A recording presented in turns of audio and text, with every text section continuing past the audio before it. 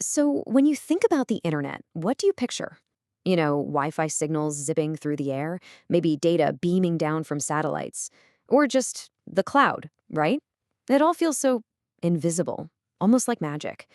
But what if I told you that our entire digital world, everything we do online, actually rests on a very real, very physical foundation, one that's hidden deep, deep beneath the ocean? So, yeah, where does the internet actually live? Is it just floating around us in the air, stored up in all those satellites orbiting the Earth? I mean, for most of us, that's kind of what we assume. It feels wireless, so it's gotta come from the sky, right? Well, the reality is way more down to Earth, literally. And honestly, it's way more incredible than you might think. Okay, so the biggest myth we gotta bust right now is that the internet is all about satellites. The reality?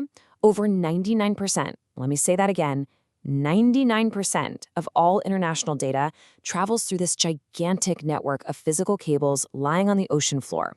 And the reason is super simple: speed. Satellites are just too slow. The time it takes for a signal to shoot up into space and then come all the way back down, that delay, what we call latency, is just a deal breaker for things like video calls, streaming, or online gaming.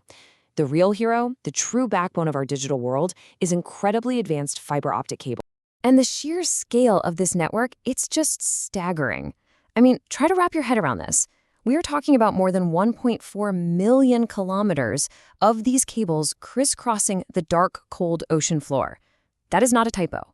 1.4 million kilometers. So, to try and put that insane number into perspective, that is enough cable to circle the entire Earth 35 times over. 35! This isn't just a few wires here and there. It's a true global web, like a man-made circulatory system pumping data around the planet, connecting all of us. All right, so what do these vital arteries of the internet actually look like up close? Let's zoom in and, digitally dissect one of these deep-sea cables and see what's inside. And this is where it gets really wild. Believe it or not, the part that does all the heavy lifting, the part that's actually carrying your emails, your video calls, heck, the entire global financial market, is unbelievably tiny. Right at the very core of these thick armored cables, you'll find strands of pure glass, and each one is no thicker than a single human hair. So the big question is, how do you protect something so incredibly fragile from the crushing pressures at the bottom of the ocean? Well, it's all about layers. Lots and lots of layers. So you start with those optical fibers at the core, right? The ones carrying pulses of light. First, they're surrounded by this thick petroleum jelly to keep out every last drop of water.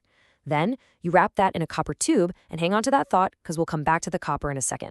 After that comes reinforcing steel wires to give it strength against tension, and the whole thing is wrapped up in a tough, waterproof polyethylene sheath, kind of like an outer skin. It is an absolute marvel of engineering. Okay, so protecting the cable is one thing, but here's the next problem. How do you get a signal made of light to travel across an entire ocean without just fizzling out? I mean, light fades. And that brings us to the next part of this incredible mission: wiring the world. The answer is a clever little device called a repeater. The easiest way to think of it is like a signal booster, but for light.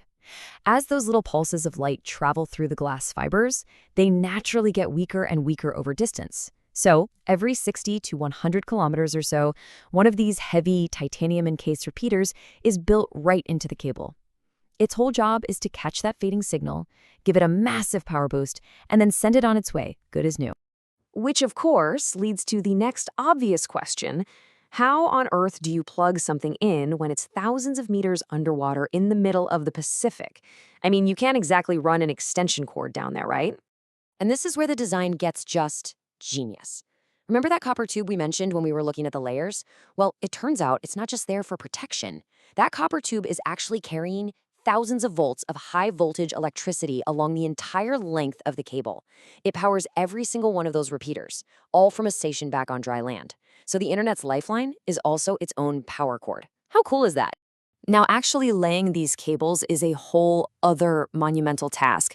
You have these massive specialized ships that carefully unspool the cable from the surface. When they're close to the shore, where you have dangers like ship anchors and fishing nets, they use a kind of remote-controlled sea plow to dig a trench and actually bury the cable for extra protection.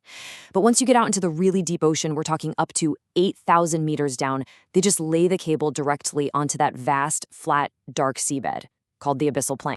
But just because the cable is resting on the seafloor doesn't mean it's safe. Not at all.